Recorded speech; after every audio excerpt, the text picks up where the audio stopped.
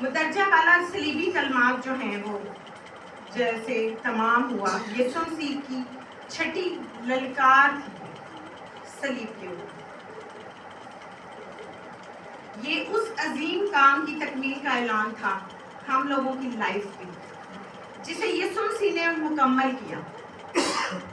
شروع سے پیدائش کی کتاب سے دیکھا جائے تو وہاں پہ بھی جو ہے خدا نے اپنے لوگوں کی خاطر، جب انسان نے گناہ کیا تو خدا نے بھی وہاں پر بھی جو ہے ایک چمڑے کے جو ہے وہ انسان کو لباس بنا کر دیا.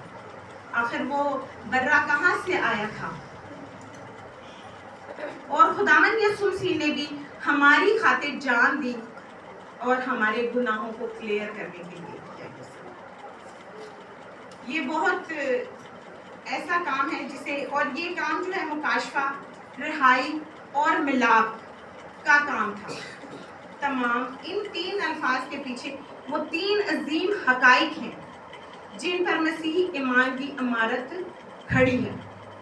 پہلی ہے خدا کا ذاتی مکاشفہ، دوسری ہے گناہوں سے رہائی، تیسری اور ایسے دروازے کا کھلنا جن سے توبہ کرنے کے بعد گناہ آلودہ زندگی پاک خدا کی حضوری میں داخل ہو سکتی ہے.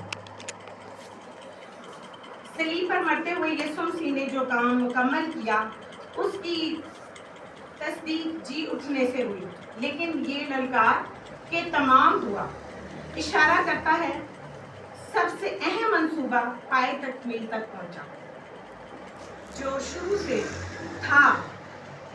یسوع مسیح کا آنا یسایہ نبی کے صحیفے میں لکھا، یرمیا نبی کی کتاب میں لکھا، یعنی شروع سے لے کے ہر ایک نے یسوع کے لیے کہا. اور جب یسوع آئے تو ہمارے لیے جان دی، دکھ اٹھایا. پھر جب یہ منصوبہ بالکل مکمل ہو گیا، تکمیل تک پہنچ گیا، تو یہاں صرف آگے کیا تھی؟ فتح ہی فتح تھی. آج ہم کہتے ہیں کہ ہم فتح مندی کا نعرہ لگاتے ہیں. خداوند یسوع مسیح نے ہمارے لیے فتح مندی کا نعرہ لگایا، موت پر فتح پائی. کیونکہ ہم انسان ہوتے ہوئے تو نہیں کر سکتے تھے، لیکن خداوند یسوع مسیح نے ہمارا ملاپ کرایا. جب یسوع مسیح نے جان دی تو ہیکل کا پردہ بھی 2 حصے ہو گیا تھا. وہ اس بات کی نشاندہی تھا کہ ہمارا اور خدا کا جو ملاپ تھا وہ نہیں تھا. پہلے کاہن اور سردار کاہن جو تھے وہ ہماری قربانیاں گزرانے جاتے تھے. انسان کو اتنی اتھارٹی ہی نہیں تھی کہ وہ ڈائریکٹلی خدا کے مذبح کے پاس جاتا، خدا کے حضور اپنی بات پیش کرتا. لیکن سردار کاہنوں کے پاس وہ جاتے تھے نظر کی قربانی چڑھانا، خطا کی قربانی چڑھانے کے لیے. لیکن جب یسوع مسیح نے اپنی جان دے دی اور یہ کہا کہ تمام ہوا، تو تب ہیکل کا پردہ بھی پھٹ گیا تاکہ خدا کا اور انسان کا ملاپ ہو سکے. اور یہ اردو زبان کے 2 الفاظ ہیں، تمام ہوا. لیکن یونانی زبان میں ایک ہی لفظ یہ استعمال ہوا ہے اور اس لفظ کو کہتے ہیں ٹیلیلسٹیا. یہ زبانی زبان میں نا قدیم زمانے میں نا کاروباری اصطلاح کے لیے استعمال ہوتا تھا، اور اس کا مطلب تھا کہ یعنی مکمل ہو گیا. بالفرض وہاں پہ ایسا ہوتا تھا کہ اگر کسی نے قرض لیا ہوتا تھا کسی سے، اور اس کا جو قرض تھا وہ تمام طور پر ختم جب ہو جاتا تھا تو اس کو کہتے تھے ٹیلیلسٹیا، کہ آپ کا جو اگلا پچھلا تمام کھاتا وہ کلیئر ہو گیا. تو خداوند یسوع مسیح نے بھی ہمارے لیے یہی کیا. ہمارے اگلے پچھلے تمام معروفی گناہ خداوند یسوع مسیح کے لہو کے وسیلہ سے ختم ہو گئے. اس نے ہمیں خریدا ہے، اپنے پاک خون سے خریدا ہے، اور ہم اسی خون کے وسیلہ سے آج نجات یافتہ ہیں. اور ہم اس لائق ہیں کہ ہم خداوند یسوع مسیح کو اے باپ بھی کہہ کر پکار سکتے ہیں. اس سے پہلے ہمارے پاس یہ اتھارٹی نہیں تھی. ہم اس طرح ہم پھر وہی سردار کائنوں والی بات تھی ہمارے پاس.